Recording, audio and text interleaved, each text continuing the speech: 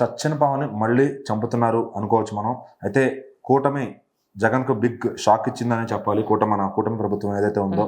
So మరి ఇక్కడ పవన్ కళ్యాణ్ గారి పంతం నెగ్గింది దేనికి అంటే, జగన్ గారు చేసిన ఒక పాత తప్పిదం వల్ల ఈరోజు మళ్ళీ ఆయన ఏదో ఒక దాంట్లో కూడా ఆయన చేసిన తప్పులన్నీ ఈరోజు మళ్ళీ ఆయన వెంటాడుతున్నాయి.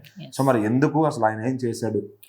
అంటే జగన్ ప్రభుత్వంలో జరిగే చాలా తప్పులే ఉన్నప్పటికీ కూడా సరస్వతి పవర్ ప్లాంట్ ఏదైతే ఉందో దానివల్ల అటు ఆఖరికి వాళ్ళ ఇంట్లో కూడా చెల్లెలకి అన్నకి అసలు ఎలాంటి గొడవలు అంటే దారుణంగా తల్లి కూడా బయటకు వచ్చి వాళ్ళిద్దరు బాగానే ఉన్నారు అని చెప్పి ప్రేక్షకుల దగ్గరకు వచ్చి క్షమాపణ చెప్పాల్సిన స్టేజ్ వరకు తీసుకెళ్ళారు. అయితే ఈ సరస్వతి ప్లాంట్ గురించి ఎప్పుడైతే వైఎస్ఆర్సీపీ పార్టీ ఉందో దానికి ఎన్నైతే ఎకరాలు అవసరమో దానికంటే ఎక్కువ మోతాదులు దాన్ని తీసుకొని, అదే కాకుండా దాని చుట్టుప్రక్కల ఉన్న ఏరియా అంతా కూడా కబ్జా చేసుకోవడం జరిగింది.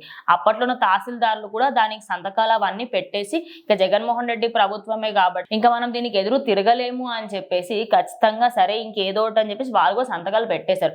ఎప్పుడైతే కూటమి ప్రభుత్వం ఎలక్షన్స్ కంటే ముందు ఒక హామీ ఇచ్చింది, ఏదైతే సరస్వతి పవర్ ప్లాంట్ ఉందో దాంట్లో ఎంతైతే అక్రమాలు జరుగుతున్నాయో దానికి ఎంతైతే ఎక్కువగా భూమి తీసుకున్నారో అప్రాక్సిమేట్లీ 24.8 acres వరకు అంత ల్యాండ్ ని వాళ్ళంతా కూడా కబ్జా చేశారు. అంత చేసిన తర్వాత దానికి సంబంధించి ఇప్పుడు ఆల్రెడీ పవన్ కళ్యాణ్ ఎన్నికల కంటే ముందు చెప్పారనమాట, ఇట్లా ఉంటే సరిగ్గా కాదు, నేను ఖచ్చితంగా దీనిపైన యాక్షన్ తీసుకుంటాను అని చెప్పినప్పటికీ అరే 7 months అవుతుంది దీని గురించి ఎందుకు పట్టించుకోవట్లేదు అని చెప్పి జనాలు అడగడంతో ఇంకా ఒకటేసారి ఇప్పుడు ఈ ఇండస్ట్రీకి సంబంధించి దాన్ని మొత్తం కూటమి ప్రభుత్వంలోకి స్వాధీనం చేసుకొని దాని నుంచి ఏవేవైతే యాక్చువల్లీ అందులో అక్రమంగా చాలా ఉన్నాయన్నమాట.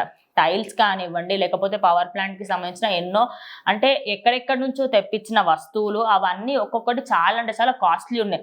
వాటన్నిటికీ సంబంధించి కూడా ఇప్పుడు జగన్మోహన్ రెడ్డికి ఇన్ని రోజుల పాటు ఆయన చేసిన ఏదైతే తతంగాలు ఇవన్నీ ఉన్నాయో వాటన్నిటికీ ఒక చెక్ పెట్టడానికి అయితే ప్రజెంట్ కూటమి ప్రభుత్వం ముందుకెళ్తుంది.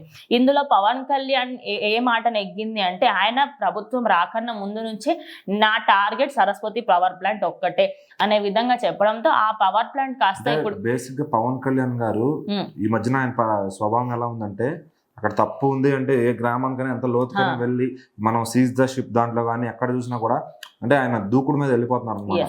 మరి ఇక్కడ మన ఇల్లిటరేట్ జగన్మోహన్ రెడ్డి గారి పరిస్థితి ఏంటి అంటే, సంతకాలు పెడతారు తప్ప ఫ్యూచర్ గురించి ఆలోచించి దాని మీద ఎలాంటి లూప్ హోల్స్ ఉంటాయని ఆలోచించారు. సో ఇప్పుడు అవన్నీ వెలికి తీస్తే ఇంకా ఎన్ని బయటపడచ్చు. మరి పవన్ కళ్యాణ్ గారు అలా వేటి మీద ఎలా చేయబోతున్నారు? అసలు ఇప్పుడు ఈ సరస్వతి ప్లాంట్ ఫైనల్ గా ఏమైంది? ఇప్పుడు దాని గురించి అయితే మొత్తం దాన్ని కూటమి ప్రభుత్వం స్వాధీనం చేసుకొని దాని నుంచి ఇన్ని సంవత్సరాల పాటు మీరు ఏమేమి అక్రమాలు చేశారు ఏంటి, ఇంకోటి చాలా మందికి అక్కడికి వెళ్ళిన తర్వాత తెలిసిందనమాట అక్కడ నుంచి కొన్ని రవాణాలు జరిగాయంట. ఆ ప్లేస్ నుంచి అలా చాలా మాటికి జరగడంతో వాటన్నిటికీ ఇప్పుడు చెక్ పెట్టబోతున్నారు. ఇందులో జగన్మోహన్ రెడ్డికి ఏంటంటే ఆయనకి ఎక్కువగా అంటే ఆయనకు వచ్చిన మనీ అన్నిట్లో కల్లా ఎక్కువగా సరస్వతి ప్లాంట్ నుంచే వచ్చాయి. అది కాస్త ఇప్పుడు కూటమి ప్రభుత్వంలోకి వెళ్తే ఆయన ఉన్న ఆస్తిలో కల్లా 20 to 30% ఆస్తి మొత్తం పోతుంది. ఒక విధంగా ఆయన నెక్స్ట్ మళ్ళీ ప్రభుత్వంలోకి వచ్చిన సరస్వతి ప్లాంట్ ని ఆయన ఏమీ చేయలేరు అనమాట. సో అట్లా ప్రజెంట్ ఇదే కాకుండా మిగతా అన్నిట్లలో ఎక్కడెక్కడైతే అక్రమంగా తవ్వకాలు జరిపి అక్కడ ఇల్లులు కట్టడాలు కానీ భవనాలు కట్టడం కానీ వాటన్నిటికీ ఇప్పుడు పవన్ కళ్యాణ్ చెక్ పెట్టబోతున్నారు. జగన్మోహన్ రెడ్డికి అయితే ఇంకా ఇప్పటి నుంచి ఊచకోత అంటారు కదా, సేమ్ అదే విధంగా ఉండబోతుంది.